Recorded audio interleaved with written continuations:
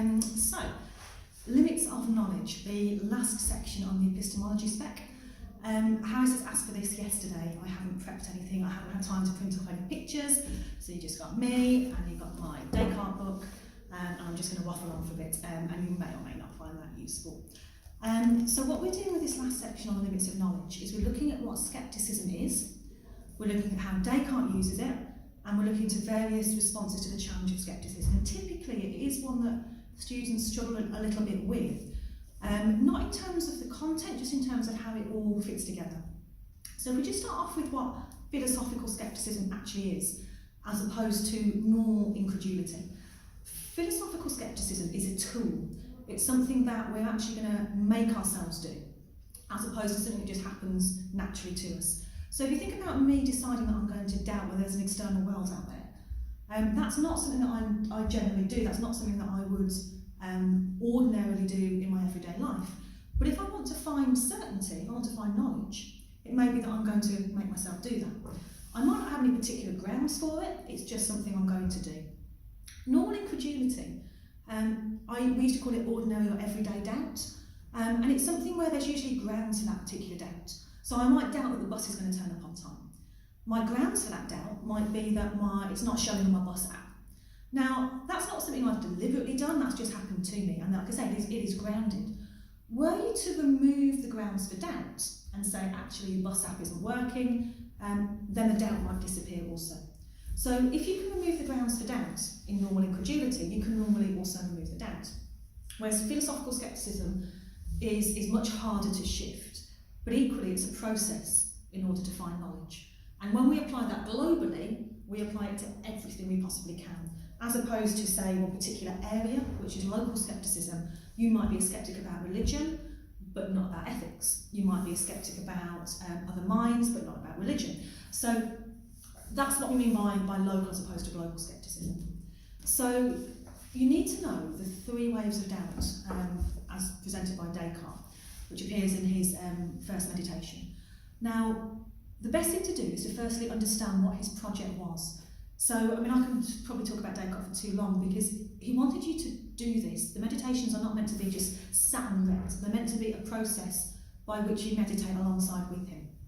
And what he says is, now I've got this sufficient leisure time, I'm going to question everything that I've previously believed in order to, hopefully, find something which is certain. So he's known as a foundationalist. What he wants to do is have a secure foundation for knowledge on which he builds his other beliefs. But he says at the moment, if you think about his belief system as a house, that is a house built on rotten foundations. Now, those foundations, he says, are beliefs that have come from the senses. And as we're going to see shortly, you cannot trust the senses. Now, if you have a house with rotten foundations, what you don't do is start messing around with the bricks in the loft. You destroy the house, and then you redo the foundations, and then you rebuild again. So Descartes' method of doubt is a methodological process of destroying previous beliefs. One nice way of describing this is apples in a barrel. So if you've got a barrel of apples and you know that some are rotten, you don't take out the individual ones, you tip out the whole lot and you just put the good ones back. Another nice example is if you're in a wood and you're really hungry and you see all these mushrooms and fungi, you know some of them are poisonous, but you don't know which ones. You don't eat any. You withhold from eating any. So what Descartes is going to do is he's going to generalise these doubts. If you take a category like the senses, and you can find instance for doubting some sense experience, he's going to use that as a reason for withholding assent from the whole category. Now he's not going to say, for example, that every sense experience is incorrect, but because you can't know, you just hold back from believing any of them. So in the exam, they may not call the stages illusions of the senses, dreaming, and evil demon or deceiver. They're going to say stage 1, wave 1, wave 2, wave 3. So just be aware of that. If you get an essay on the limits of knowledge, you're going to have to be quite clever in how much you summarise this. If you get a big question just on a particular wave, obviously you can go into a bit more detail, perhaps as I'm going to. So Descartes says everything I've believed up until now has come through the senses or been based on beliefs that have come from the senses. And as we've seen, the senses can deceive. Descartes uses the example of a tower in the distance that looks square when it's really round, or my senses telling me the sun is the size of a football when it's really massive. Now, he's got this lovely phrase, it's prudent never to trust entirely those who've once deceived us. So it's prudent never to trust entirely those who've once deceived us. So if somebody has lied to you once, it's wise never to entirely trust them again. So let's put aside any fact that that's a really cynical way of looking at life. He means that in reference to the senses, because they can sometimes deceive you. You'd be wise not to trust them. Now, that takes you reasonably far into doubt. The problem is, he wants to be extremely thorough about this. This is a method of using scepticism in order to try and find knowledge, and it's only going to work if you're really, really thorough. He says, even if I'm doubting the senses, even if I've got these illusions from the senses, it's really hard to doubt objects in close proximity. So I'm sat here reading my book, and this body that's mine. So his own body and objects that are really close are very hard to doubt, just if you're talking about sensory illusions, which allows him to push on to wave 2, which is the dreaming argument. Now he says, it seems to me that this head I shake belongs to me. It seems to me that I'm sat here by the fire in my dressing gown, holding my book, but I've been deceived about that before, when actually I've been quite naked in bed. Why he feels we need that image, I don't know, but he just said that, I was actually dreaming that I was down here by the fire in my dressing gown, holding my book. So he introduces then the idea that when you're in the dream, there are no conclusive signs by means of which to tell being awake from being asleep. Now, there's a whole other discussion there about whether you can tell the difference. One evaluative point you might want to bring in is that there is an asymmetry. So Descartes says when you're in a dream, there are no conclusive signs by means of which to tell from being awake from being asleep. One potential asymmetry, which I think was proposed by Hobbes, but don't quote me on that, is that when we're awake, we talk about our dreams. So we could come into class tomorrow and we could all talk about the crazy dreams we had last night.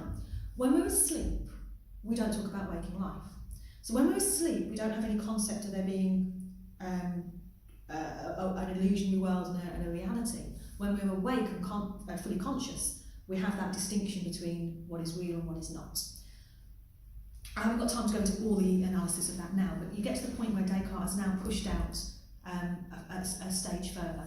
And if you think about things like the Matrix and things like that, where you've got this possibility of universal deception, and you don't know unless you're freed, unless you come out of it. That's the philosophy behind a lot of that kind of sci-fi stuff. Even in a dream, and remember Descartes kind of pushes as far as he can go, even in a dream, there are certain things that still apply. He calls them the simples. So there's still real shapes, there's still real colours. Maths and logic would still apply.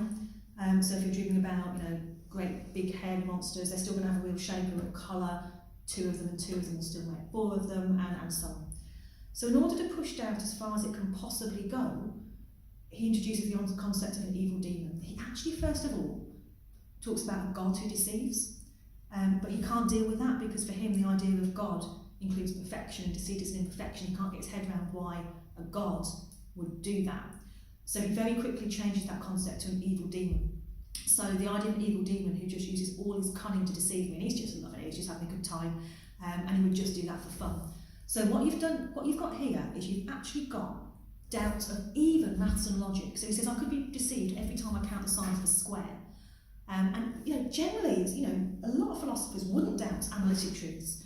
But Descartes, to be fair to him, and he loved his maths, he's even lost that with the possibility of the evil demon. So this idea that he's being really careful in order not to fall back into his old lazy ways. So he says it's very easy for me to kind of fall back into this idea that everything's real, I can trust the senses. And he says just as a slave who dreams that he's free, when he starts to wake up, he conspires with those dreams to get himself back asleep again, because that was a nice dream. And you may have done that, that's a great dream, it's much better than life.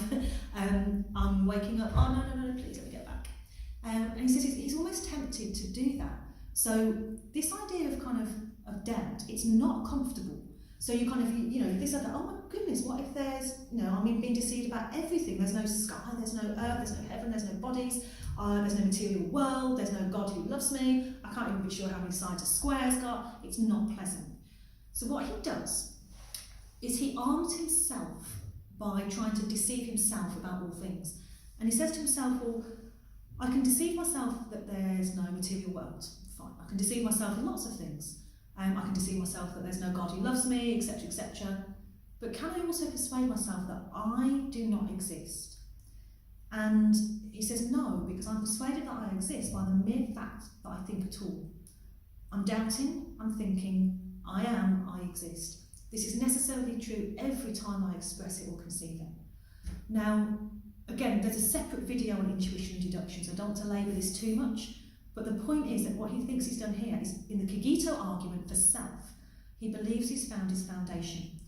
So, what if there's an evil demon? It doesn't matter. Let him deceive me as much as he may. He can never cause me to be nothing, for so long as I think I am something. And that idea that, it's necessarily true every time he expresses it or conceives it. Ego sum, ego existo, I am, I exist. That's an example of intuition. Like I say, find the separate video on that. So, Descartes poses a sceptical challenge. Now, what's really important is that for Descartes, knowledge equals certainty. To say you know it, you cannot be able to doubt it. If I can doubt it, it's not knowledge. But he's like, that's fine, it doesn't matter because I get the cogito. And the cogito just gives me knowledge of self. And again, with the other video, you show how he starts with himself, we then get to God, we then get to the external world. Now, what you then have is the empiricists coming in saying, no, you do not have this knowledge. And again, I'm not going to go into all the stuff on God and the external world, because that's the other stuff.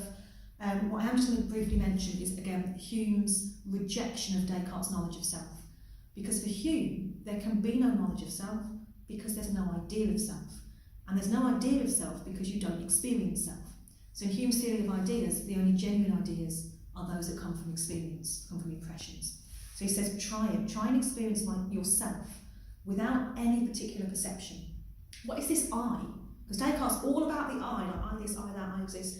What I, to which all these perceptions are supposedly attached? The only thing you experience are perceptions themselves. So the I, the self, is actually an illusion. So what we've potentially got then is this situation where you've got a sceptical challenge. Descartes adopts scepticism in order to find knowledge. He uses sceptical method without necessarily being a skeptic because he thinks that you can find knowledge. You've then got his solution saying, ta-da, I've got the cogito, and him saying, no, you haven't. So Descartes is generally interpreted as an infallibilist. So knowledge equals that which cannot be doubted. Now you've come across infallibilism with responses to Gettier. The only way you can have knowledge is a justified true belief, but that justification is so strong that you can't doubt it. Now, the problem with this is that infallibilism sets the bar for knowledge so very high that potentially we aren't left with very much. Descartes thinks he does it. Descartes thinks he does cogito, into God, into external world, but the empiricists say no. So what you can do is you can just say, well, if you're going to adopt the infallibilist position, you ain't getting anything, you're not going to get knowledge. What the empiricist tends to do is say, well, let's look at what you mean by knowledge here. So if you're asking the question, can there be knowledge, or what are the limits of knowledge, maybe we need to change our definition of knowledge. Now, you've got Locke, Russell, Berkeley and reliabilism on the spec as potential responses. So I'm going to very quickly whiz through those. Locke and Russell are quite similar in the sense that they reject infallibilism. Descartes set the bar too high. We don't have to have indubitability, this idea that you can't possibly doubt it. We don't have to have that in order to claim knowledge. So a lot of scepticism involves the external world. And what Russell and Locke both do is talk about knowledge of the external world. So Russell suggests that the external world isn't proven, but it is the best hypothesis. You have to do that argument under indirect realism, responses to the challenge that we can't know mind-independent objects. And what Russell says is, well, let's look at the alternatives. I see a cat, and the cat's over there, and I go away, and then I come back, and the cat's over there. Now, what are the potential explanatory theories for that? There is an external world out there, including cats, that exist when I'm not perceiving them. Or maybe I dreamt it. Or maybe objects don't exist when I'm not perceiving them. Those aren't actually genuine responses at all. They just don't work. So the best hypothesis is that there's an external world out there. Locke does a similar sort of thing. No, I can't prove the external world, but let's look at the arguments for why it's actually there. My perceptions are involuntary. So if the external world was an imagination of mine, I ought to be able to do something with this table now. My perception of the table, okay, I want to change it. I want to open my eyes and I want to see something different. I can't. They come to me against my will, which suggests that there's an external world out there that is coming, giving me those perceptions. Also, I've got a coherence of the senses. So my different senses fit together to agree on the qualities of a particular object.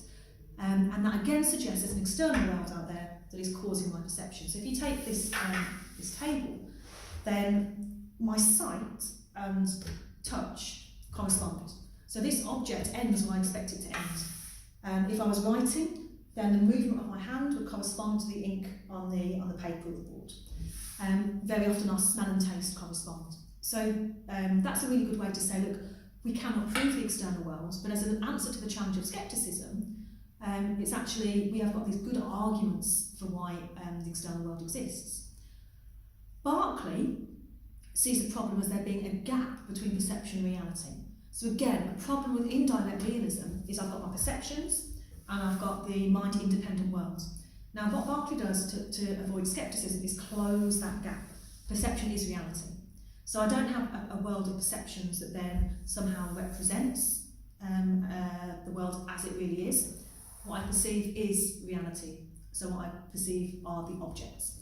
So again, you're not learning, remember, by the time you get to this point in epistemology, you already know this stuff, you already know what infallibilism is, you already know Locke's responses to the challenge of scepticism about the mind-independent world, you know Russell's best hypothesis, you know Berkeley.